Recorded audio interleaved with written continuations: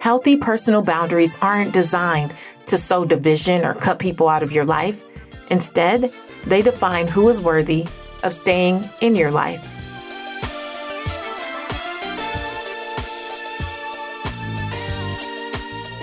Hey there, this is Patrice Washington from patricewashington.com, where we chase purpose, not money. Welcome back to another episode of Redefining Wealth. And if you're brand new, here's what you need to know. This is a community that believes that wealth is so much more than just money and material possessions. We believe in the 12th century definition of wealth, which is the condition of well-being. And so every week, we focus on well-being in 6 pillars. And these are the areas of life that impact our finances, even when we're not thinking about it. If you need to get caught up, and I suggest you do, head to patricewashington.com/start here. Again, the pillars can be broken down for you at patricewashington.com/start here. Before we dive into this week's episode, it's brought to you by our Redefining Wealth private Facebook community. Yes, we have a community of purpose chasers from all over the globe. I don't believe that greatness can be created in isolation. You need people and you need like-hearted, not just like-minded folks around you. So join our free Facebook community at IamAPurposeChaser.com. You'll get to meet purpose chasers who are near you. Yes, in your own country, wherever you are. You can suggest show topics and guests and even get early access to upcoming events and programs. Purpose chasers always know first. So join us at IamAPurposeChaser.com.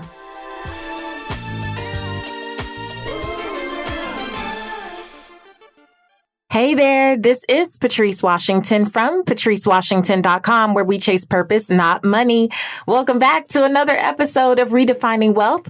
In this community, we believe that wealth is so much more than money and material possessions. We believe in the 12th century definition of wealth, which says it's the condition of well-being and happiness. And so we seek to unpack what that really looks like in our everyday life by using what we call the 6 pillars of wealth. If you're an OG listener or you call yourself a purpose chaser because you've been around here for some time, then you are in for a treat. We are doing a review of the 6 pillars of wealth this week, next week, and the week after that, because there are thousands and thousands of new purpose chasers coming on board every single month. And I think it's really important that you truly understand these 6 pillars of wealth. If you're brand new, this may not be a review. It's just brand new, but you're here at the perfect time. Each year we kick off with a series called Results, Not Resolutions. Last week, I started with what I call the truth about wealth. And I gave you a little insight about who I am and why this work matters so much to me. My defining moment that started it all. That episode is called The Truth About Wealth, and I really suggest you go back and check it out. I gave some homework, and that was for you to get clarity around what you want to create in 2021 in each pillar. We have 6 pillars: the fit pillar, people pillar, space, faith, work, and money. And in each one of those pillars, I want you to have an awareness around who you need to become. What's the next best step you can take to up-level that area of your life? The reason is, really doesn't matter what your big overall goal is for 2021. We need to maintain an awareness of all areas because all of them connect and all of them are going to contribute to what we say we want. We're going to have to become someone new, a greater version of ourselves in each one of these pillars in order to attain, let's say it this way, in order to actually get the result, right? Meet the objective of that end goal. And not just keep setting these resolutions that go on and on and on, year after year, decade after decade. I want you as a purpose chaser, new or old purpose chaser, to finally get what it is you say you want. And so starting this week, I'm going to go deeper into each pillar because I want to make sure that we all have the same clear foundation for why I created the pillars and laid them out in the order that I chose. There's a reason that these are in the order. I've had people question me over the last 3.5 years about why wasn't faith first? Or how come you don't start with money? You're supposed to be a money person. But I'm laying the pillars out in this way because from my own journey, for sure, but also in the work that I've done with many other folks, it's clear for me, to me, it's clear that each one of these pillars truly builds upon the next in order to get us all to the end result, which is building wealth in whatever way you define that for yourself. And so today, let's jump in to the very first pillar, which is the fit pillar. It's about becoming your best self. So one of the things that I have said for many years since launching now Redefining Wealth is that we have to understand that if we're going to actually achieve the wealth we desire, right? If we have a vision for our lives, then it is imperative that we protect the vessel, the only vessel that we get to execute that vision. And we protect it by paying attention to both our physical health and our mental health. And so in my new book, Redefine Wealth for Yourself, I make it a bit plainer. Is that how you say that? I make it plain because many of you have been hearing me talk about the pillars, and I think you have a great overall understanding, but I still see the struggle in my direct messages, in my comments, in my Facebook group, in the emails that you send. I still see the struggle about how to practically make this a reality in your life. And so that's why I wrote Redefine Wealth for Yourself, because I wanted to give you action steps. So in your homework, I said, write down a goal in each pillar that you want to achieve for 2021. And then we're going to talk about how to make it real, like what specific steps you can take. And so let's start with, again, this fit pillar and this idea of being first physically fit, because people get really annoyed sometimes when they hear, oh, you need to start with physical fitness. But it's imperative because, again, you may be praying for opportunities. You may be praying for growth. You may be like me. In one season of my life, I was praying, God, enlarge my territory. And the truth is, I couldn't breathe. I couldn't breathe walking around my own neighborhood. I couldn't breathe going up and down the stairs in my townhome. So how could I expect to have an impact on millions? And I wasn't even doing what I needed to do to truly take care of myself. Now, if you ask me, I was on my hustle and grind. I was out there doing all I could to expand the brand and to, make the business grow. But that's what many of us do. We team no sleep. We caffeinate. We hustle and grind our way right into the ground. And then what purpose does that serve in the long run? How does that help us fulfill our mission on this earth? How does that help us fulfill the vision that our Creator has put on our heart? How does that help us serve the people that we're meant to serve? It doesn't. So one of the action steps you can take, and this is from the book, is to commit to your own process. Listen to this. In my online community, a woman shared a fitness goal of walking 10,000 steps a day. And within minutes, another woman responded, well, I can't do 10,000 steps. I can only do 5,000 or 6,000. Rather than focus on her own ability and goals, she immediately went into comparison and found herself lacking. These women didn't know each other at all. The second woman knew nothing about the first, yet she felt like she was somehow in competition with her. When you commit to your own process and set goals specific to where you are now and where you want to be, you don't have to compete against anyone else. When you're not in comparison, you become more courageous. You no longer worry about judgment from the people to whom you might ordinarily compare yourself. Your fitness goals are only determined by you, your current fitness level, and what you want to achieve. When I heard myself say, for what must have been the millionth time, what you verbalize, you magnetize, I realized 3 small words. I don't run. had negatively impacted my life for 20 years. I looked at my daughter and the way she runs all over the house. It comes naturally to her, as it does to most kids, as it did to me when I was a kid. I never pinpointed exactly when or why I decided I wasn't a runner. But that thought, I don't run, kept me from being my best possible self for 2 decades of my life. Finally, I asked myself, why do you keep saying that? You're pretty healthy. You have fully functioning knees and feet. You can run. I stopped comparing myself to other runners, and I started running. In the beginning, it took me 17 or 18 minutes to do a mile. Within a year, I got my mile down to about 12 minutes because I committed to my own process without worrying about what anyone else was doing. My goal was to do better than my initial time, and I've since become a regular runner. Rather than worry about how fast or strong or fit everyone else is, compete instead against who you were yesterday. Whether you're in the gym or out for a walk, focus on your progress. Be more committed to yourself, to your goals, and to protecting the vessel you need to execute the vision than you are to keeping up with other people. Commit to your own process and let them worry about theirs. Here's your action step. Choose your most important health or fitness goal and define a series of action steps or behavioral changes that will help you achieve it. Regardless of what your friend or your colleague is doing, make sure the steps you spell out suit you. It is imperative that you commit to your own process. It is imperative that you take your physical health seriously.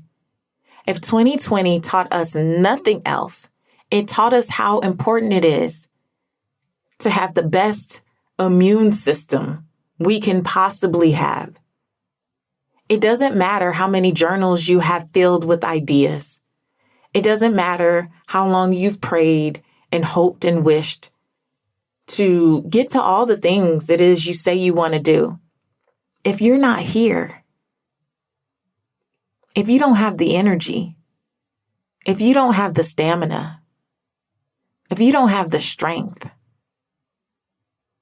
you're never going to be able to sustain it. Chasing purpose takes work. It takes endurance. It takes digging into another layer of discipline that you may not even know if you have yet. But I know that from over the years, committing to my physical health is definitely a part of what has gotten me to the financial wealth that I experience today. And if you look at most people you might deem successful, there's something there in their morning routines, in their daily habits that are primarily about their physical health, because they know that there's no wealth without health. It's not just something cute to say. There's so many other reminders and lessons in the book, my stories as well as stories of clients who have taken these steps to improve their physical health so that they truly can enjoy this wealth that they say they want. Many of us are working towards things we will never enjoy because we refuse to invest in our physical health today. But what we don't realize is that one way or another, we're going to pay for it. So either it's the gym membership or the nutritionist or the health trainer. It's something, the supplements, or it's going to be prescriptions you can't pronounce earlier than you think. One way or another, we're going to pay. And I need you to understand that your purpose requires you to be as healthy as you can possibly be. We understand that accidents happen, but too many of us are dying from diseases that are preventable. And it's time, even in the business world, that we talk more about this and that we take it seriously. And so this is not just about your physical health, though. This is also about your mental well-being And so one of the lessons that I've shared on this podcast, on stages, on live broadcasts over the years is that it was so important for me to get clarity around the things that were holding me back mentally. In my work, I know so many women in particular who believe that if they get another degree, if they get more education, if they get the new job, if they do the bigger, better, badder than the next person, that all of a sudden everything will work out. And the truth is, you can check a lot of things off the list and you can achieve all of those things and still be dealing mentally with some childhood trauma that perhaps you haven't addressed and not realized that by not developing a fit mindset, as we call it in the book, and then committing to understanding more about your mental well-being, that you are holding yourself back. It's not everyone else. It's not all of these outside forces. We have to be good mentally in order to pursue and then actually hold the wealth that we say we want. Something that you can do as a practical step to help you develop a fit mindset is to create a daily mantra. This is what I've done, and this is what I do. Here's what I say in the book. My husband and I lost all our material wealth, our money, cars, home, real estate investments, and business assets early in the Great Recession. With our properties gone, our businesses defunct, and our matching Range Rovers turned into the dealer, read that as repossessed, we had to make some tough decisions. We still had a yellow cargo van we owned outright. The vehicle had a hole in the floor, was covered in residue from old marketing stickers, and had expired tags. If you've ever ridden in a cargo van, you know two things. One, they're drafty, and two, they only have 2 seats up front. Not only were we cold, but our infant daughter rode in her car seat on the floor of the van because there was no seat to buckle her in. Dangerous, I know, but we did what we had to do at the time. The van could have become our new normal, but Gerald and I were in agreement. Financial struggle wouldn't be our reality forever. We needed the right mindset to keep us going when things looked bleak. To nurture a fit mindset, we created daily mantras to program ourselves for success. When we drove past a beautiful home or past a Range Rover on the street, instead of going into a woe is me story, which we easily could have done, we said out loud, been there, done that, on the way back. Our mantra reminded us of what was possible, and evidence showed up to confirm our belief. In fact, the first car I purchased after moving to Atlanta was an older model Range Rover. I paid for it by bartering with the owner to do some work as the office manager of her salon. There would have been nothing wrong with shopping for a more modest car, I know that, but driving the Range Rover reminded me I was on my way back up. It was a tangible manifestation of the truth behind our mantra. Even though we never shared our mantra with anyone else, so many people worked with us to help us recover. Because we kept been there, done that on the way back top of mind, we were able to spot unconventional opportunities to earn money during a time when this country's unemployment rate was abysmal. These days, we're no longer on the way back. We're in a much better position than we were before the recession. We made that mantra our reality. Words are powerful, and a mantra isn't some woo-woo manifestation hocus pocus.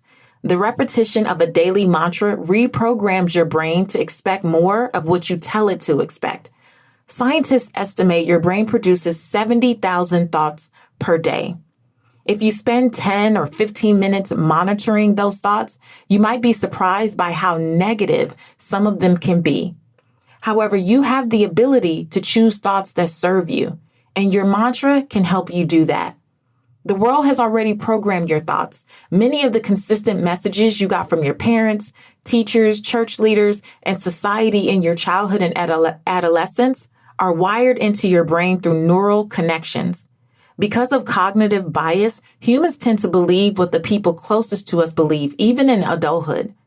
Cognitive bias also causes the brain to seek evidence to prove what it already believes and ignore anything that contradicts those old beliefs.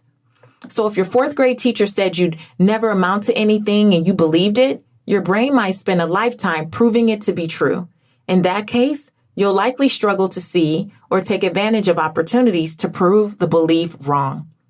But fortunately, you have neuroplasticity on your side. You can create new neural connections in your brain based on beliefs that serve you. It requires consistency and repetition to override those old beliefs and create new ones. But it's possible when you're intentional about choosing the thoughts you think. Practice a daily mantra to stay focused on your goals and to replace or respond to negative self-talk with something positive. When your brain says you can't, tell it why you can. Use your daily mantra to talk to yourself and convince yourself of what's possible for you. You might find your daily mantra in your own experience, a Bible verse, an inspirational quote, or an affirmation. It doesn't matter where it comes from or who said it. What matters is that it serves to program your brain for success. So here's your redefine wealth for yourself action step. Create your personal mantra. Make sure the statement moves you in a positive direction and resonates with you. Write a short, to-the-point statement like ours, or draft something a little longer. Post your mantra where you'll see it or reminders so it pops up on your phone. Develop a habit of saying it out loud to yourself. Because remember, what you verbalize, you magnify and magnetize in your own life. These are 2 ways that you can start to shift the fit pillar. Doesn't matter what your goal was. But the first thing is, for the purposes of results, not resolutions, is that you're going to commit to your own process. And then I want you to create your personal mantra. Now, in that first section of the book alone, there's 20 very specific steps that'll help you as you seek to really pursue whatever it is, again, you said in the fit pillar, but also just everything, right? Because it's all connected. I just wanted to pull out 2 that you can start with today. You can start with this today, no excuses, right? We all have to be better in the fit pillar in order to get to the wealth that we say we want, to ignore our physical and mental health. And we go more into actual mental health as well. But for the purposes of this episode, to ignore our physical and mental well-being and then say that we are so focused on wealth building is a joke. There's no way. There's no way you will have the ability to do it sustainably unless you really connect to this first pillar. Now, after the fit pillar comes the people pillar, because relationships are fundamental to true wealth.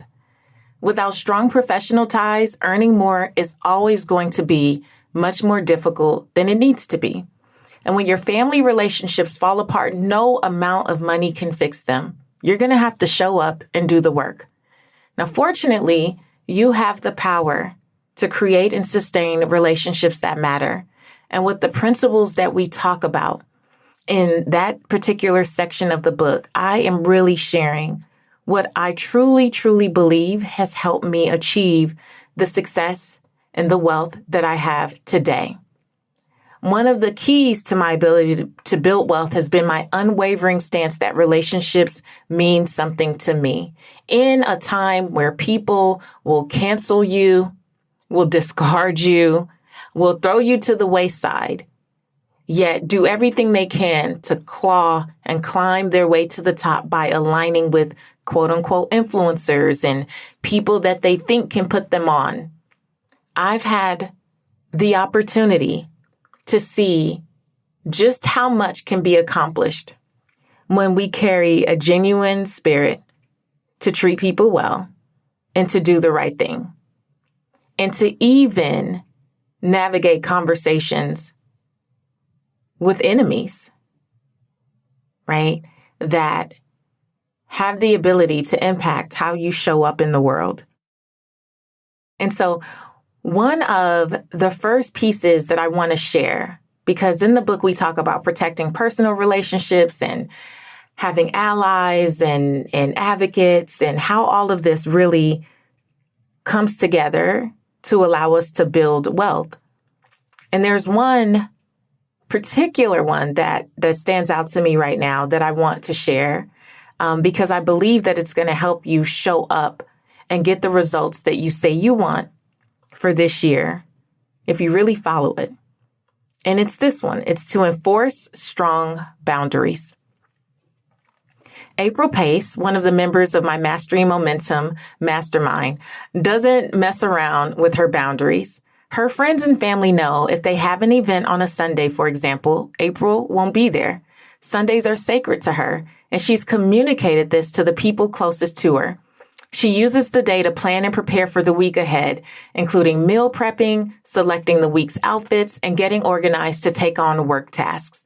She's firm with this boundary because she realizes that relaxing it one time would open the floodgates for others to disrespect the time she's carved out for herself.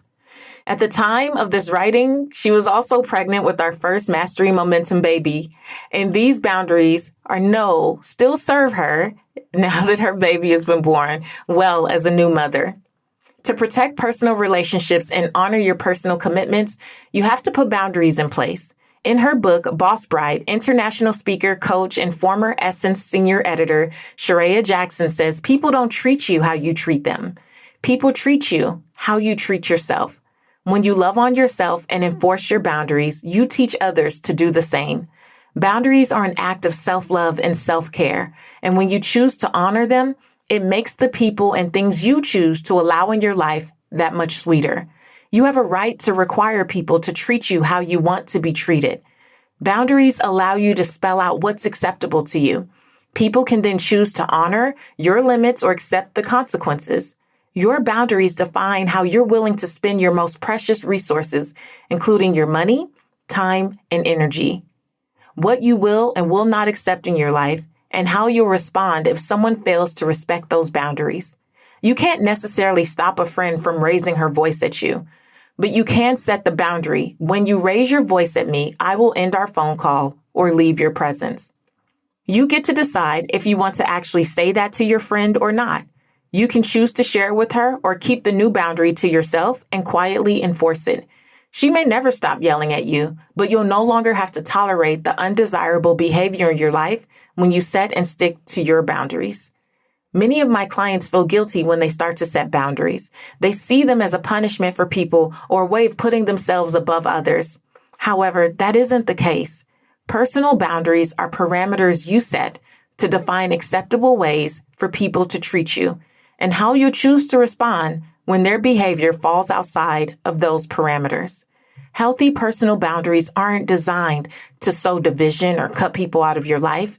Instead, they define who is worthy of staying in your life. Your Redefine Wealth for Yourself action step is to use this template to make those difficult conversations easier to have. I apologize for leading you to believe for the last few, insert length of time, days, weeks, months, or years, that X behavior was acceptable to me. The truth is, when you do X behavior, I feel this emotion, and feeling that way isn't acceptable to me anymore. Thank you for understanding. The reality is you have some things that you want to get accomplished this year. You want to get results, but in order to do them, it's going to mean setting boundaries with people that you love and people you don't even know, quite frankly. But it's not just about setting them. It's going to be about enforcing them. So I want you to think about what you said you wanted to create this year, and then what boundaries are you going to put in place in order to make sure you can see that come to life. Now, setting boundaries is going to serve you personally and professionally. But here's another one I think really deserves an honorable mention out of the 20 or so lessons that I have for you from the people pillar. It's to articulate the vision and enroll others. This is a game changer. When I was shooting the Redefining Wealth video series for my website, I needed a makeup artist. I had worked with several, but for different reasons, mostly a lack of punctuality and professionalism, I didn't go with any of them. The creative director suggested someone, and I decided to take my chances with this new person rather than rehire someone who wasn't excellent the first time. It turned out to be a great decision. Brittany Ingram showed up early, arriving before the rest of the crew, even though she lived 45 minutes away. From the time she started working, she was attentive and on top of things, including details that didn't fall under the responsibility of a makeup artist. She took initiative and she knew her craft, so no one had to micromanage her. My experience with her was refreshing because too often, people in her industry are more concerned with posting on social media than with taking care of their client. And Brittany was the polar opposite. On the second day of the shoot, Brittany and I talked a bit more as she did my makeup. She described her vision for her future, which included landing a full-time job as a makeup artist so she could stop freelancing as much. The way Brittany showed up made an impression on me. And when producers of a daytime talk show asked if I knew a reliable makeup artist they could hire, I happily referred Brittany for the position. As you've probably guessed, she got the job and realized her vision for a full-time gig. Just as I had the power to bless Brittany with an opportunity, rest assured there's always someone watching you who has the power to bless you. When you show up ready to do good work, people will advocate for you when you least expect it. However, the only reason I was able to help Brittany execute that vision was because I knew what it was. She chose an appropriate time after she had demonstrated value to share her vision with me. She did so without expectation and without asking me for anything in the process. As more people in your circles understand what you're trying to achieve, you increase your chances that someone will step in and help you get there. To enroll people in your vision, abandon this notion that it's better to keep everything to yourself. You can't expect people to advocate for you if they don't know what your vision is or can't see you working to realize it. Articulate your vision clearly and consistently without being pushy, and then go after it so your actions support your words. When it's appropriate, share your vision with mentors, colleagues, your human resources department, clients, vendors, anyone else in your circle, so they're clear about what you want to achieve. The right people will champion you when they see you putting in the work. One note of warning: articulate your vision, but don't expect everyone else to immediately jump on board. When I interviewed musician and creator of Belief in Fatherhood, Glenn Henry, he explained that it wasn't his wife's responsibility to understand his vision before he brought it to fruition. I can't blame my wife for her lack of vision when I haven't manifested anything, he said. It was his responsibility to show her his vision coming to life. Some people will need proof, so articulate your vision, but continue to do all you can to execute it. Here's the action step. Think about where you see your job or your business in the next 3, 5, or 10 years. What do you ultimately want your work life to look like? Practice sharing your vision with people so you can continue to refine it and communicate it more effectively. And then get busy making it a reality so that they can see and invest in it. And if you've been here for a while, here's what you've heard me say many times before. God knows what you're waiting on when he sees what you're working on.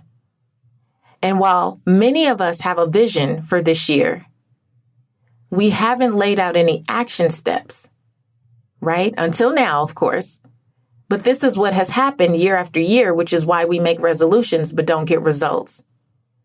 We don't really start to lay out action steps to do the work to get there. And then we get upset because people won't, quote unquote, support us. But we haven't even refined this idea of what we wanted and then learned how to articulate it effectively. That part is on us.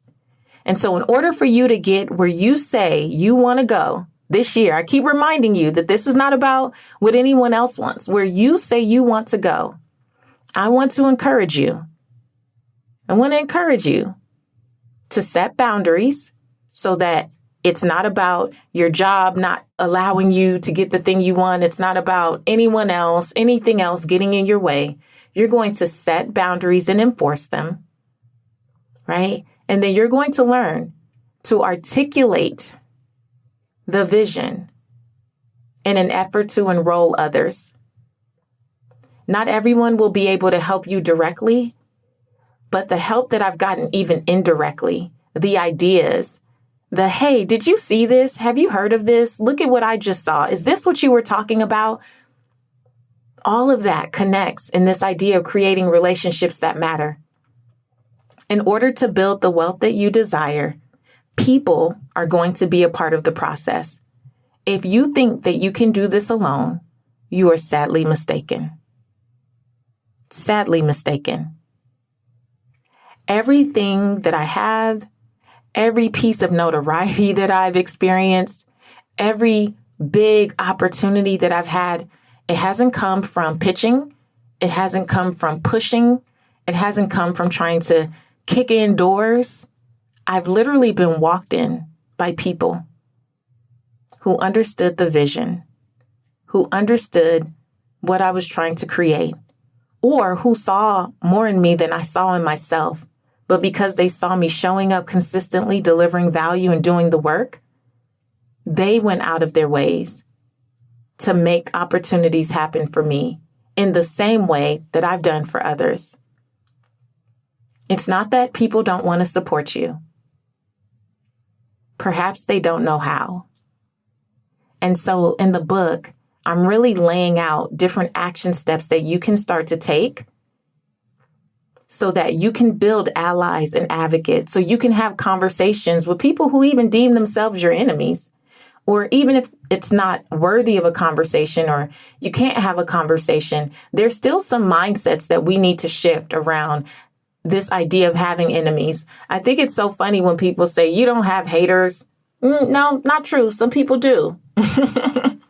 You can have haters. Here's what I've realized.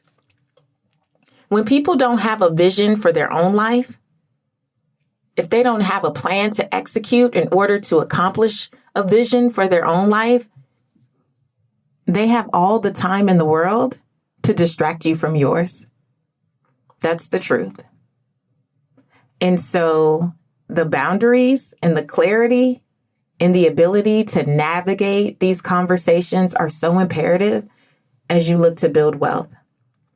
We are who we are because of the people we surround ourselves with.